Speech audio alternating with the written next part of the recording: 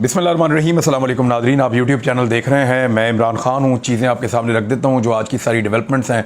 उसमें एक तो ये है कि इमरान खान साहब ने, जो साबिक़ वज़ीर-ए-आज़म पाकिस्तान है, उन्होंने चिश्तिया में एक जलसा किया है और जलसे वो स्टेडियम्स के अंदर कर रहे हैं।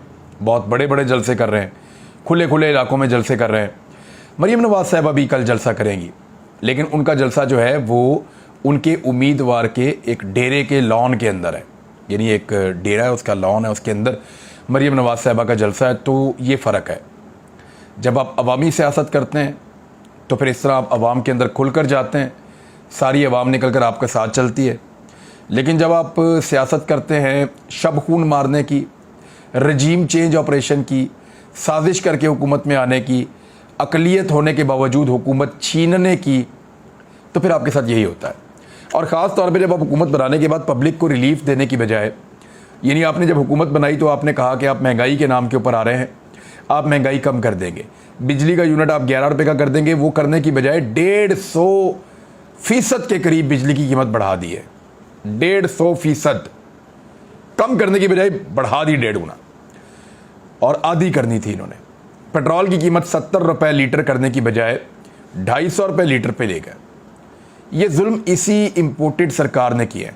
महंगाई की शरह को 10% से कम करने की बजाय 45% से ऊपर ले गए हैं, 45% से ऊपर ले गए।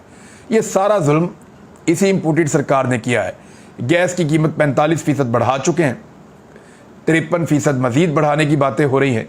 तो ये सारी चीज़ें बता रही हैं कि आने वाले वक्त में भी पब्लिक के लिए कोई रिलीफ नहीं है। तो फिर आपको ऐसे ही वेड़ों के अंदर जो है या लॉन्स के अंदर जो है वो आपको करने पड़ते हैं जलसे, जब इस तरह की सूरत हाल हो। अब इसमें एक बहुत बड़ी परेशानी है, मैं आपको बताता हूं कि परेशानी है क्या। इमरान खान ने अपने जलसे में क्या कहा, मैं नेक्स्ट वीलॉग में डिटेल से बताऊंगा, लेकिन उन्होंने दोबारा बात दोहराई कि लंदन में बैठा हुआ एक भगौड़ा मुल्क के फैसले कर रहा है। वो फैसला कर रहा है कि अगला आर्मी चीफ कौन होगा। वैसे ये तो बड़ी मायूस कुन बात है। अगर नवाज शरीफ ने फैसला करना है अगला आर्मी चीफ कौन होगा, तो वाकई ये जो इमरान खान साहब का एलिगेशन है, अगर ये सच है या ऐसा हो सकता है, क्योंकि वो किसी इन्फॉर्मेशन की बुनियाद पे हो सकता है ये बात कर रहे हों, और हमारे पास कोई ऐसी वजह नहीं है, क्योंकि पाकिस्तान में बेशुमार चीज़ें अजीबोगरीब तरीके से ही हो जाती है। तो बाद औक़ात आपको ऐसी चीज़ों पे यकीन करना पड़ता है, और इमरान खान साहब पे बहुत सारे लोग यकीन करते हैं पाकिस्तान में, उनकी बात पे बिलीव करते हैं। उनके एलिगेशन ये है कि नवाज शरीफ बैठ के बरतानिया से एक मफरूर इश्तिहारी पाकिस्तान का आर्मी चीफ कौन होगा इसके ऊपर फैसला करेगा। अच्छा, मेरे पास जो अपनी इन्फॉर्मेशन है वो ये है कि क्योंकि ये एक बड़ा अहम तरीन फैसला है, इस फैसले को लेकर ये बड़ा हसास मामला है, तो मैं एक लिमिट तक की आपके सामने बात रख पाऊंगा, उससे ज़्यादा नहीं रखूंगा। तो मैं आपको ये बता देता हूं कि इख्तलाफात हैं, PMLN के अंदर इख्तलाफात हैं, PDM के अंदर इख्तलाफात हैं। ये मैं आपको बता देता हूं, क्योंकि यहां पे मैं किसी की तौहीन नहीं कर रहा, किसी को टारगेट नहीं कर रहा, लेकिन मैं आपको सिर्फ ये बता रहा हूं कि अहम तरीन तैनातियों को लेकर PDM के अंदर और PMLN के अपने अंदर इख्तलाफात मौजूद हैं।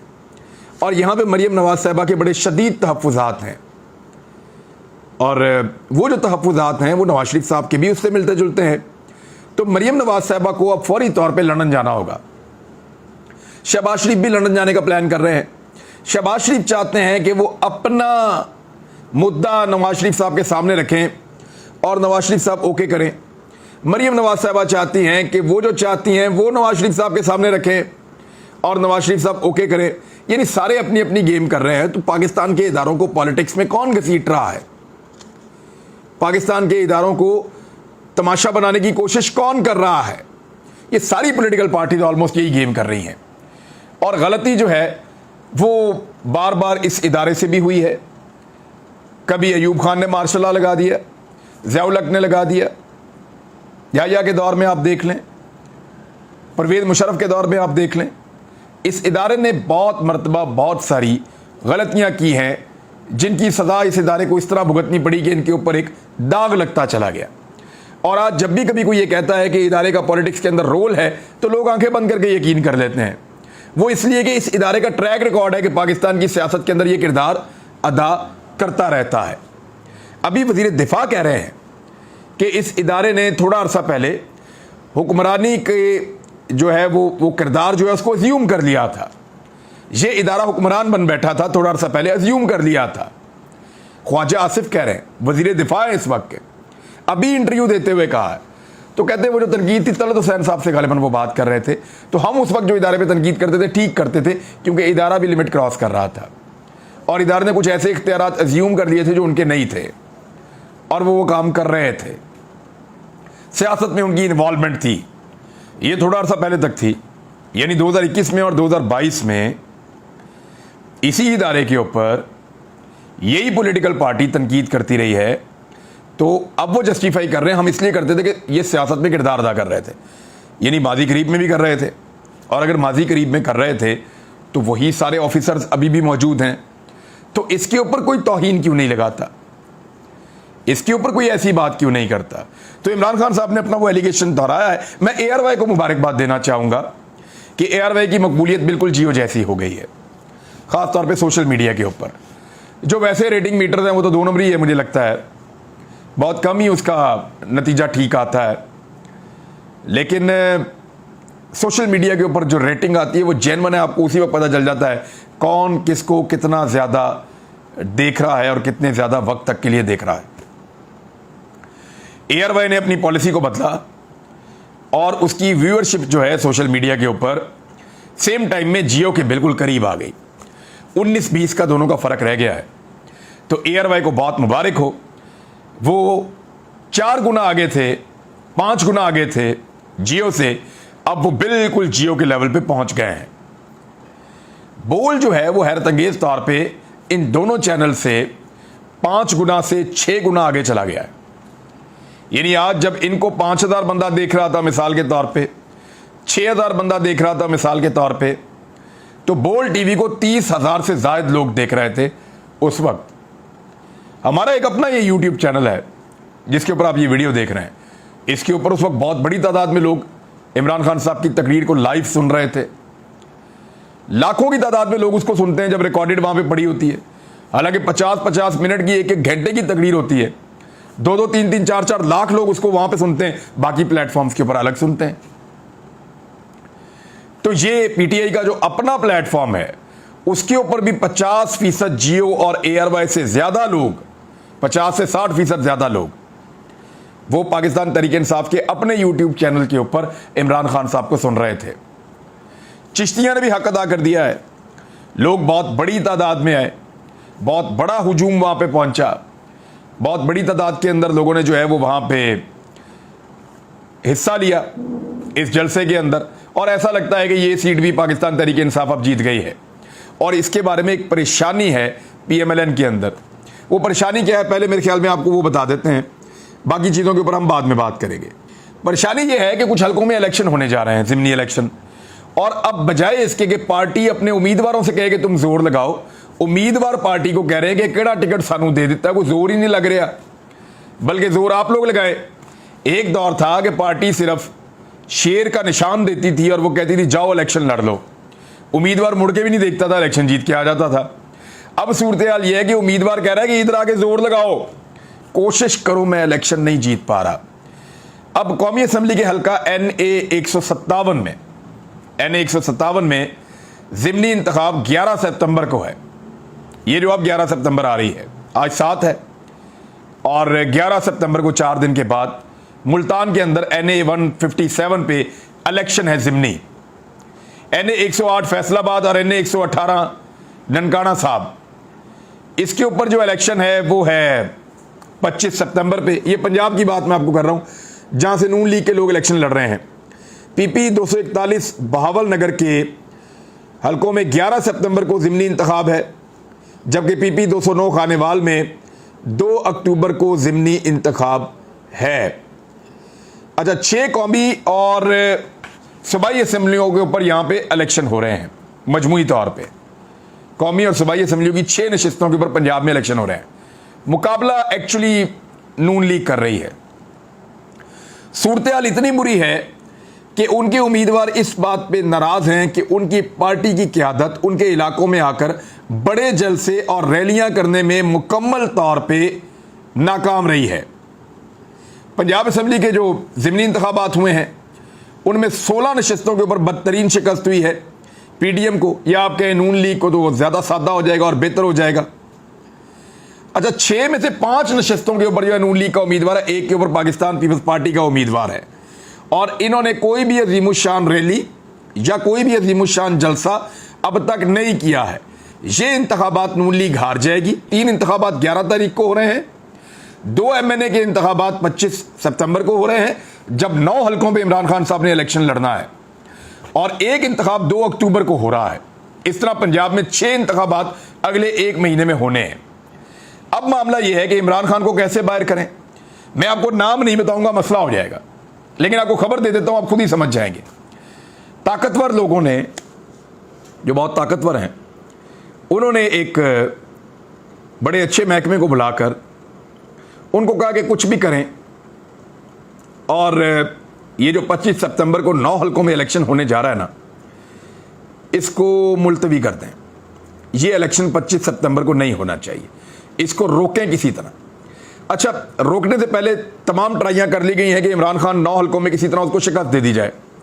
जब सारे सर्वेज आ गए, सारी रिपोर्टें आ गई, हर चीज़ चेक हो गई, तो पता चला कि इमरान खान को शिकस्त देना मुमकिन नहीं है। वो नाकाबिले शिकस्त है इन 9 हलकों में, चाहे खैबर पख्तूनख्वा के 4 हों, पंजाब के 2 हों और सिंध के 3 हों, वो भी कराची के अंदर। तो इमरान खान नाकाबिले शिकस्त है। वो ये तीनों सीटें बड़े आराम से कराची से, 2 पंजाब से और 4 खैबर पख्तूनख्वा से जीत जाएगा, ये उनको लगता है। मजे की बात यह है कि किसी भी पार्टी का सरबराह इमरान खान के मुकाबले में इलेक्शन लड़ने नहीं आया। फजल रहमान ने जुर्रत नहीं की, बाकी जमातों ने जुर्रत नहीं की। कोई जमात का लीडर इमरान खान के मुकाबले में या उसके खानदान का कोई बंदा इमरान खान के मुकाबले में नहीं उतरा कि वो चैलेंज करे कि मैं तुम्हें इलेक्शन हराता हूं। कोई नहीं उतरा। तो अब इमरान खान साहब को जो है वो कोशिश की जा रही है कि टेक्निकली इस इलेक्शन को ही रोक दिया जाए, मुलतवी कर दिया जाए, लेकिन बहाना कोई नहीं मिल रहा। ये कहा गया कि जनाब आप ऐसा कर लें कि सैलाब की वजह से रुक गया है, तो जवाब ये आता है कि जी सैलाब की वजह से कैसे रुक सकता है। सैलाब तो उन 9 के 9 हलकों में सैलाब नहीं है।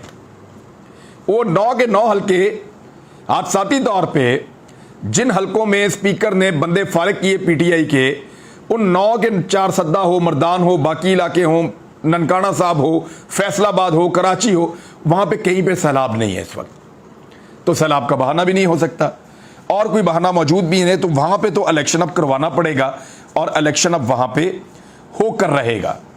मरियम नवाज साहिबा ने अपना पासपोर्ट मांग लिया है, अदालत के अंदर दोबारा केस लग गया है। जस्टिस जनाब बाकर नजवी साहब ये केस सुनेंगे, 2 रुकनी बेंच होगा। लेकिन मरियम नवाज साहिबा याद रखिएगा सजा याफ्ता मुजरिमा है, ये मैं आपके लिए बता रहा हूं, और जमानत पर खसूसी तौर पे जेल से बाहर है, और रिकवरी भी नहीं हुई अभी तक। जो पैसा इसके अंदर इन्वॉल्व था वो आज तक पाकिस्तान की गवर्नमेंट को, हुकूमत पाकिस्तान को नहीं मिला। सजा उन्हें हो चुकी है। एक्चुअली वो सजा काट रही हैं अपने वालिद की तैमाददारी के लिए, वो जेल से बाहर हैं, और उनके वही वालिद 4 हफ्ते का कहकर पाकिस्तान से बाहर गए हैं, अभी तक वापस नहीं आ रहे। तो वादा खिलाफी तो पहले ही हो चुकी है, तो क्या पासपोर्ट अदालत वापस दे लेगी? बड़ा मुश्किल लगता है। लेकिन मजे की बात यह है कि जो मुद्दई हैं इस केस के इदारे, प्रोसिक्यूशन जो है, वो मुझे कोई दिलचस्पी उनकी नज़र नहीं आ रही, और वो खुद भी कोशिश करेंगे, क्योंकि हुकूमत अब वफाक में, वहाँ पे राना सनाउल्लाह साहब हैं, शहबाज शरीफ साहब हैं, तो वो कोशिश करेंगे कि मरियम नवाज को पासपोर्ट मिल जाए। लेकिन एक बड़ी मजे की बात बताता हूँ, शहबाज शरीफ साहब बुनियादी तौर पे ये नहीं चाहते कि मरियम नवाज साहबा अब बरतानिया जाएं, और वो जाकर शहबाज शरीफ साहब जो नवाज शरीफ साहब से करवाना चाहते हैं उसके खिलाफ कोई और अप्रूवल लेकर कोई और काम करवा दें। तो मुमकिन है कि इदारों को थोड़ी सी चाबी दी जाए और वो अदालत में प्रॉपर मौके पेश करें और मरियम नवाज को पासपोर्ट ना मिले। लेकिन ज़्यादा इम्कानात यही हैं कि शायद इदारे दिलचस्पी इस सारे मामले में नहीं लेंगे। इमरान खान साहब के जलसे में जो इंटरनेट बंद किया गया था, उसका भी पता चल गया है कि इंटरनेट को किस तरीके से बंद किया गया था, और वो सारी तफसीलात आ गई हैं। जो इंटरनेट बंद किया गया था, एक्चुअली तो वो यूट्यूब को ब्लॉक कर दिया गया था। ये कैसे ब्लॉक हुई थी, इस पे जो है वो बहुत सारे लोग खदशात का और हैरत का इजहार कर रहे हैं।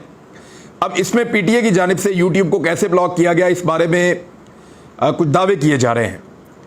ये फैसला PTI की जानिब से खुद कर लिया गया, क्योंकि जो उसामा खिलजी साहब हैं वो ये दावा कर रहे हैं कि मेरी ISP से बात हुई है और उन्होंने बताया कि उन्हें इस बारे में कोई हिदायत नहीं दी गई। ISPs का मतलब है इंटरनेट सर्विस प्रोवाइडर्स, ISPs। उन्होंने कहा जी हमें कोई किसी किस्म की जो है वो हिदायत नहीं दी गई थी, ये PTA ने अपने तौर पे इसको बंद किया है। अब किसके कहने पे किया है, आप लोग खुद समझदार हैं, आप जान सकते हैं कि पाकिस्तान में इतना ताकतवर कौन है जिसके कहने के ऊपर इंटरनेट बंद हो जाए, या जिसके कहने के ऊपर शार्क जो है वो केबल को खाना शुरू कर दे, या जिसके कहने के ऊपर YouTube को ब्लॉक कर दिया जाए। गवर्नमेंट के मेरे ख्याल में बहुत सारे मामला होते हैं, लेकिन आप लोग बहुत समझदार हैं कि ये मामला कैसे हो सकता है और कौन कर सकता है। अब बात यह है कि 2018 में PTA ने एक कैनेडियन कंपनी के साथ एक मुआहदा किया था और एक वेब मॉनिटरिंग सिस्टम, इस किस्म की कोई टेक्नोलॉजी उन्होंने हासिल की थी।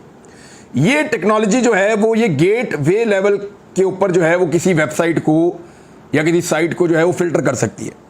यानी उस बुनियादी टेक्नोलॉजी को इस्तेमाल करते हुए ये किसी भी एक फेसबुक को बंद करना चाहें, यूट्यूब को बंद करना चाहें, किसी और चीज़ को बंद करना चाहें तो पाकिस्तान में बंद कर सकते हैं वक्ती तौर पे। तो उस टेक्नोलॉजी को इस्तेमाल किया गया है और ये इंटरनेट सर्विस प्रोवाइडर्स का इसमें कोई कसूर नहीं है, ये उन्होंने किया है। इमरान खान साहब ने खातून जज का मामला हो उस पर, तोशाखाना के जो हकायक है उन पे, नैब के कवानीन के अंदर अब कुछ लोगों को रियायतें मिली हैं उस मामले के ऊपर, और दीगर कुछ चीज़ें हैं उन पे मैं अगले वीलॉग में आपको बताऊंगा कि चिश्तियाँ के जलसे में भी इमरान खान साहब ने क्या कहा। अब तक के लिए इतना ही, अपना ख्याल रखिएगा, अपने चैनल का भी। अल्लाह हाफ़िज़।